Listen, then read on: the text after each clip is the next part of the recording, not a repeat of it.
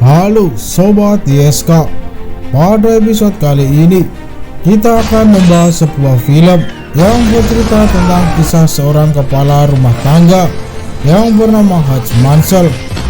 Suatu ketika terjadi perampokan di rumah Haji yang dilakukan oleh dua orang pelaku kejahatan, yang dimana kemudian ini menjadi sumber malapetaka sekaligus menjadi sumber kebahagiaan tersendiri untuk Haji dan ayahnya yang tinggal di panti asuhan. Dan ini dia alur cerita film Nobody.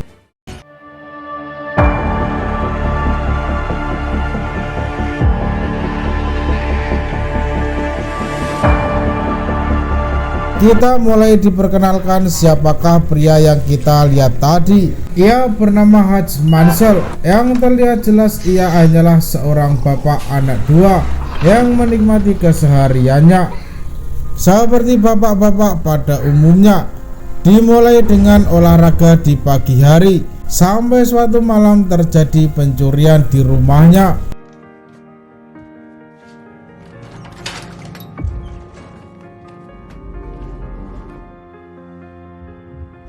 Haji yang sadar mengambil stick golf dan berusaha menelpon polisi, namun ia ketahuan. Si pencuri mengambil beberapa dolar uang miliknya serta dipaksa menyerahkan jam tangan yang ia kenakan. Anak sulung Haji bernama Black cukup berani dari belakang berhasil menjatuhkan salah satu pencuri. Haji yang tadinya sudah emosi mau membantu anaknya tiba-tiba berhenti dan malah menyuruh putranya untuk melepaskan si pencuri. Tak lama kemudian polisi pun datang. Dari hasil cerita putranya, salah satu polisi sampai menganggap Haji cukup pengecut karena tak berani mengayunkan stick golf yang ia pegang. Namun Haji hanya terdiam. Di lain sisi terlihat istrinya yang agak kecewa, dan kebetulan sudah agak lama rumah tangga keduanya kurang harmonis. Keesokan paginya saat sarapan, terlihat jelas bagaimana putranya masih sangat kecewa akan kejadian semalam. Kabar mengenai kejadian itu juga ternyata sudah tersebar ke beberapa kerabat terdekat, dimulai dari tetangganya yang mulai meremehkan dan meledek Haji di depan putranya sendiri. Saat di tempat kerja, iparnya bernama Charlie, ia juga ditodong pistol yang ujungnya diberikan ke Haji untuk berjaga-jaga. Cuman Haji yang merasa tak perlu malah menaruh pistol yang diberikan ke lemari es di kantor. Pas kembali ke ruang kerja, Haji terlihat tak menyenangkan, terlihat tak bisa fokus dan malah mengingat tato di lengan pencuri kemarin. Ia pun memutuskan untuk mengunci pintu dan menyalakan radio yang ternyata terhubung ke seorang kenalan Haji yang tak dijelaskan namanya. Kenalannya ini meminta dijelaskan soal kejadian semalam. Haji mulai bercerita dengan menjelaskan ciri-ciri pelaku yang bisa ia jelaskan sangat detail, mulai dari perkiraan umur, jenis kelamin, alasan mereka mencuri hanya berdasarkan intonasi suara, sampai ke jenis senjata yang digunakan oleh pelaku. Dan ternyata alasan semalam Haji tak memberikan perlawanan karena ia melihat jelas senjata yang digunakan pelaku ternyata tak memiliki peluru sama sekali. Lagi pula yang mereka curi tak seberapa. Pulang kantor hari itu, Haji tak langsung pulang ke rumah. Ia menyempatkan diri untuk menjenguk ayahnya yang sudah tua di sebuah pantai jompo. Melihat kondisi putranya saat ini, ayahnya sempat memberikan nasihat untuk mengingat siapa dirinya dahulu. Sesampainya di rumah, putranya yang masih kecil dan masih muda, dan salah satunya yang masih menghargai Haji, terlihat murung menanyakan gelang dengan hiasan kucing yang hilang sejak semalam. Ia menaruhnya kemarin di tempat yang kebetulan pencuri mengambil uangnya. Haji tanpa berkata sepatah kata pun keluar rumah kembali ke tempat ayahnya. Di sana ia mengambil senjata, uang, dan ID ayahnya yang sudah lama bertuliskan FBI. Malam itu ia keliling ke berbagai toko tato, mengaku sebagai FBI untuk investigasi. Tak satupun ia memberikan informasi yang ia inginkan. Sampai akhirnya di salah satu tempat terdapat seorang kakek veteran militer yang menyadari kebohongan Hutch. Dengan baik hati, Hutch akhirnya menawarkan uang segepok untuk informasi yang ia mau, namun ia malah mau dikeroyok. Tiba-tiba si kakek ini tak sengaja melihat tato di pergelangan tangan Hutch. Ia membuatnya langsung ketakutan dan pergi bersembunyi. Hutch mendapatkan alamat pelaku dan langsung eksekusi. Di balik bayangan, ia muncul pelaku pencurian ini, suami istri yang masih muda, sambil menodongkan senjata. Hutch yang sudah emosi meminta jamnya dan yang terpenting gelang kucing putrinya dikembalikan. Ia sudah menarik pelatuk namun terhenti karena mendengar suara tangisan bayi dari kamar lain. Ternyata pasangan ini memiliki bayi dengan kondisi kesehatan yang kurang sehat. Hutch yang masih kecewa tak bisa melampiaskan amarahnya, pulang dengan tangan kosong. Di tengah perjalanan bus berhenti seketika karena ada mobil yang menyenggol akibat menabrak pembatas jalan. Dari mobil itu turun 5 orang preman dengan kondisi setengah mabuk dan dengan penuh arogan menaiki bus, mengganggu para penumpang lainnya. Hutch terlihat tersenyum lebar. Hutch mencoba untuk mengganti pelampiasan amarahnya tadi.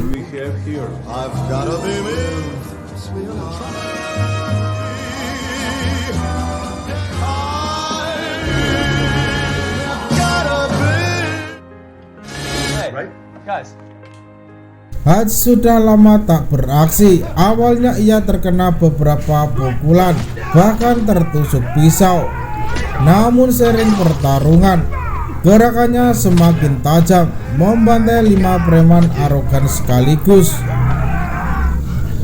Para preman ini tak menyangka sama sekali bisa diajar habis-habisan hanya oleh seorang bapak-bapak.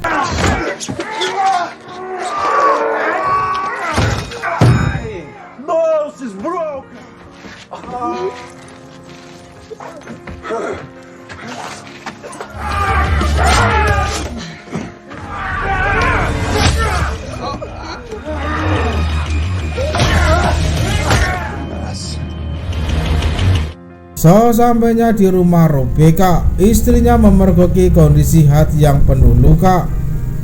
Sambil diobati oleh istrinya, Hutch mencoba mengenang masa lalu mereka berdua yang kini terasa sangat jauh berbeda. Rebecca sendiri tak memberikan komentar apapun. Dari scene ini kita tahu bahwa Rebecca sedikit banyak tahu mengenai masa lalu Hutch. Di lain sisi, film mulai memperkenalkan seorang pria seumuran Hutch memasuki sebuah bar. Dengan asiknya berjoget bersama biduan, pria ini bernama Julian Krasnetsov. Di balik gaya yang terlihat santai, ia sebenarnya adalah orang yang dipercaya untuk menjaga perusahaan bernama Obsak yang mengelola dana selundupan para mafia besar Rusia. Seorang anggota Obsak mengomentari gaya Julian yang harusnya menjaga wibawa layaknya mafia yang pada umumnya. Julian tak memberikan komentar apapun, namun ia langsung menunjukkan aksi yang cukup brutal. Adik Julian bernama Teddy, salah satu dari 5 preman yang dikirim ke rumah sakit oleh Hutch. Di tengah tangis dan emosinya, Julian mulai mencari tahu bagaimana adiknya bisa sampai sekarat.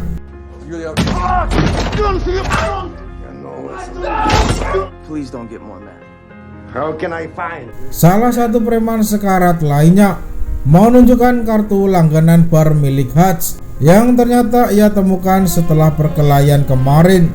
Hutch sendiri saat ini sedang menikmati sarapan bersama keluarganya. Ia terlihat lebih percaya diri dan bugar sehabis melampiaskan amarahnya kemarin. Namun tiba-tiba orang yang bisa berkomunikasi dengannya di radio menelpon melalui telepon rumah. Ia memperingati Hutch terkait kedatangan Julian akibat perbuatannya. Lebih detailnya, ia menyuruh Hutch datang ke tempat barbershop sehabis pulang kerja. Malam di tempat cukur Asgar, seorang pria yang tak disebutkan namanya, namun seperti kenalan Hutch di masa lalu, memberikan file bersih segala informasi detail mengenai hal ini, serta penjelasan mengenai obsak. Di saat yang bersamaan, Julian dibantu hacker andalannya mendapatkan alamat Hutch dan termasuk alamat ayahnya. Namun selain informasi itu, ia tak bisa menemukan apapun, seakan-akan disembunyikan. Si hacker ini akhirnya memaksa salah satu pegawai di Pentagon untuk mengakses file rahasia atas nama Hutch Mansell di server Pentagon. Bahkan file mengenai Hutch Mansell masih bersifat sangat rahasia, sampai si pegawai ini harus ke gudang arsip di bagian khusus. Setelah mengetahui latar belakang Hutch, si hacker ini langsung ketakutan dan meminta Julian untuk tak menghubunginya lagi.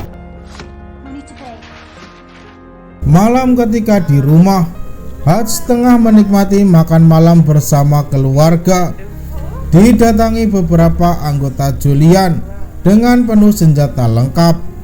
Ia segera menyuruh istri dan anaknya untuk bersembunyi di basement, dan ternyata selama ini Hutch sembunyikan dari keluarganya memiliki sistem penguncian yang sangat canggih. Hutch memulai aksinya dengan mematikan aliran listrik di rumahnya.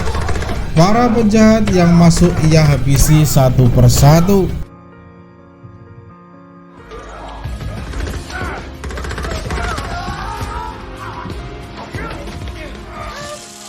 Hutch yang berhasil dibuat pingsan diborgol di bagasi kendaraan.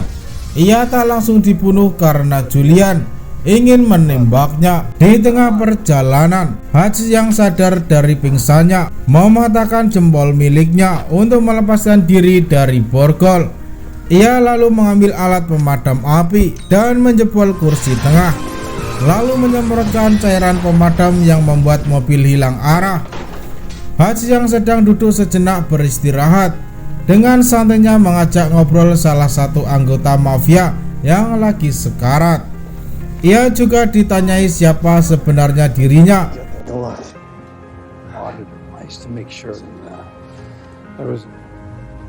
Dari sana Hutch pun bergegas pulang kembali ke rumah dan tak lupa mengabari ayahnya terkait masalah ini yang bisa saja berimbas padanya. Selesai bersih-bersih, Hutch membuka kembali pintu basement. Istri dan putranya hanya bisa terperangah melihat banyaknya jasad yang berhasil dihabisi oleh Hutch. Ia terpaksa mengarahkan istrinya untuk membawa pergi kedua anaknya hingga masalah ini selesai. Hutch pun mulai beres-beres. Terlihat ia mengeluarkan sebuah box yang selama ini disembunyikan, berisikan emas batangan dan uang yang cukup banyak.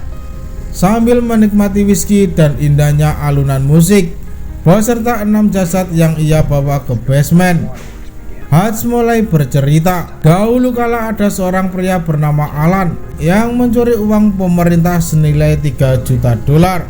Hutch pun diutus untuk menghabisinya. Di saat-saat terakhir sebelum eksekusi, Alan memohon untuk diberikan kesempatan. Ia menyesali segala perbuatannya dan meminta diberikan kesempatan kedua.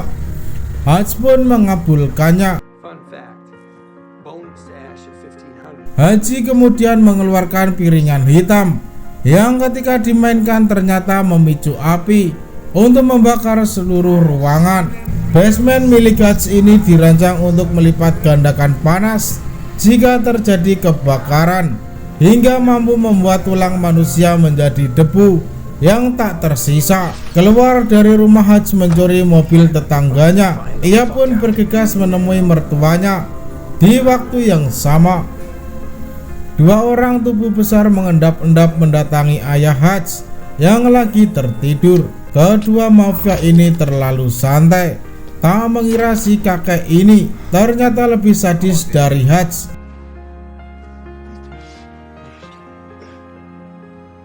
Di kantor, Hutch mengeluarkan seluruh emas batangan yang ia simpan sebagai tawaran untuk membeli perusahaan. Untuk membeli perusahaan yang memang selama ini mertua Hutch sudah ingin dijual. Jumlah yang cukup fantastis, hingga mertuanya pun langsung setuju. Keesokan harinya Hutch menutup kantor dan dengan bahan baku seadanya ia membuat dan memasang berbagai macam perangkap di sekitar ruangan. Selesai memasang perangkap, orang misterius yang biasa menghubungi Hutch kembali berkomunikasi. Ia memperingatkan agar dirinya menahan diri menghindari masalah atau segala yang ia bangun hanya akan sia-sia semata. Namun Hutch sudah memantapkan niatnya dari percakapan keduanya. Kita mengetahui bahwa orang misterius ini sebenarnya adalah saudara Hutch bernama Henry. Malamnya Hutch mendatangi Obshak. Kali ini ia tak datang dengan tangan kosong. Hutch bersenjata lengkap. Keamanan yang sangat ketat di sana seakan-akan hanya permainan semata bagi Hutch. Terakhir ia membakar seluruh aset Obshak, termasuk berbagai lukisan kesayangan Julian yang bernilai puluhan miliar. Di tengah malam, di tengah asiknya Julian bernyanyi di klub kesayangannya, ternyata salah satu penonton adalah Hutch. Hutch datang ternyata dengan bom di tangannya, hingga berhasil mengajak Julian untuk tawar-menawar untuk menyelesaikan pertengkarannya ini. Walaupun ia sempat sangat emosi saat mengetahui bahwa di saat yang bersamaan seluruh aset Obshak sedang hangus terbakar oleh Hutch. Untuk berhenti memberikan perlawanan atau ia akan semakin menderita, ia pun keluar dari klub dengan santainya dan naik ke mobil sembari berharap Julian menerima tawarannya. Namun yang terjadi malah sebaliknya. Hutch sengaja memancing Julian dan seluruh pasukannya ke area kantor.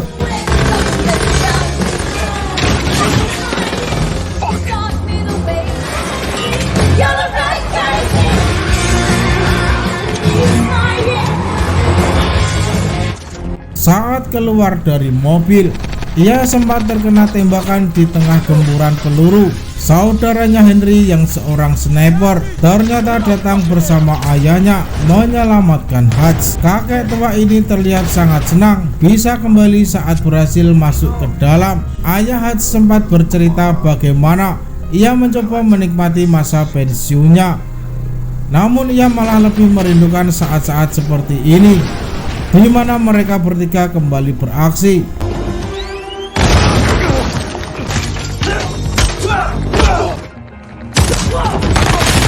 Julian bersama para anggotanya mulai memasuki gedung kantor. Jumlah mereka cukup banyak, namun angka itu mulai turun drastis akibat berbagai jebakan yang dibuat oleh Hutch mulai menghabisi mereka sekaligus. Bahkan Julian sempat terkapar akibat jebakan Simul Hutch.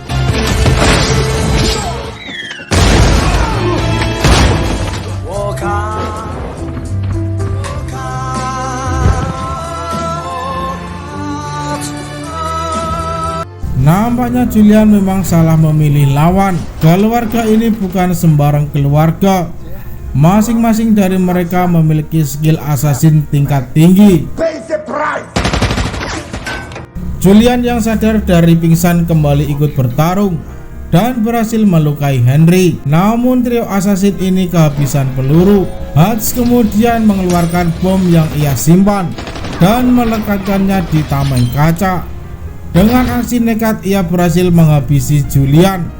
Sebelum polisi datang ke TKP, Henry dan ayah Hutch berpamitan. Tak lupa ia berterima kasih atas bantuan yang luar biasa. Hutch kemudian berusaha menghubungi istrinya, namun tak diangkat. Tak lama kemudian, kedua polisi yang menginterogasinya mendapat telepon khusus berisi perintah pembebasan Hajj yang malah membuat mereka akhirnya semakin terperangah, dan dengan begitu film pun selesai. Terima kasih telah menonton video ini. Jangan lupa tonton video lainnya. Salam Sobat ISK.